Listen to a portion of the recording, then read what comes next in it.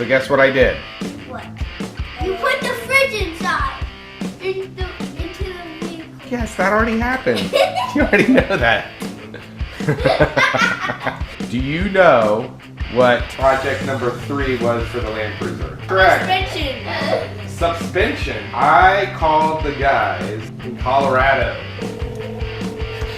Kelly Resto. I have some questions about suspension. When you're doing a suspension install on a 100 series Land Cruiser, the components you're looking at are front and rear shocks, springs for the rear, torsion bars for the front, and then depending on what you're doing and how deep you want to go, a differential drop and possibly upper control arms. When it comes to shocks, there is a large spectrum of price. Your Iron Man 4x4, Old Man Emus, there's a Tough Dog shock. All of those are sort of in the lower range. And you have all the way up to your Icon Stage 3 with remote reservoirs.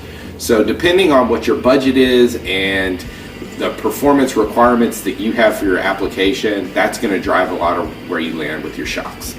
When it comes to torsion bars, pretty much all the different kits have very similar torsion bars, but they're basically heavier duty than stock. So you definitely want to do that. You're going to have better performance once you crank those up. When it comes to the springs, there's a few different options, very similar to the options with the shocks. Really, they're very similarly priced. So like the torsion bars, they're all kind of in the same range. And it really just comes down to your ride height and your load that you're looking for. Suspension! It's a shock that looks like a suspension. Once you have that extra ride height, the axle half shafts are going to be sitting at a steeper angle, and that generally is going to put more strain on your CV boots, especially if they've got a lot of miles on them. The differential drop drops the differential and actually reduces that angle. There are several, they all look very, very similar. Slee has one, there's a couple made by some smaller companies, I think Trail Tailor makes one, and they're all very similarly priced. Another optional component are the upper control arms. There are two big reasons to get upper control arms. One is to adjust the caster. So when you raise the vehicle, the caster is going to be out, and that adjustment will bring that back into spec. The second big reason to get upper control arms is the fact that the aftermarket ones allow for more droop.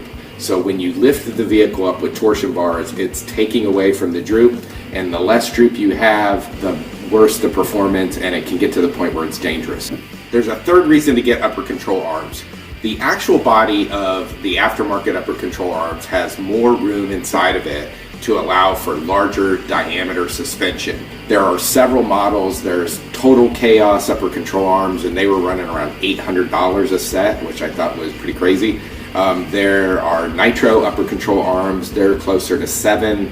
And then there's the Lightspeed SPC racing upper control arms, and they run a little under between $500 and $600. I think they're around $550 when you put them in a kit. The SPCs have a caster adjustment, so depending on how high you go, you can adjust that back and forth with a little plate on top. The Total Chaos and the Nitros, I think they're set at a particular caster adjustment that is suitable for a 2 to 3 inch lift.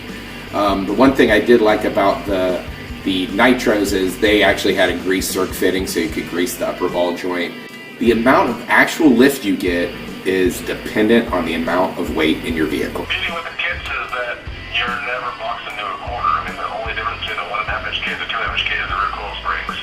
The rear spring gives you a certain amount of lift in the rear, and the front with the torsion bars is totally adjustable. So the idea is you can swap in and out the rear springs to get the height you need and the load handling that you need, and then just adjust the front to compensate for that. Now, most of the heavy kits say if you don't have a really heavy loaded out vehicle, to include a heavy rear bumper, that you want to go with the medium kit. So I was going back and forth because I do plan on eventually putting a rear bumper on, but I'd heard horror stories about how rough the heavy springs were in the rear if you didn't have that. So we decided to go ahead and go medium, and then we'll swap those springs out at a point in time where we get heavy enough that we think we need to do that.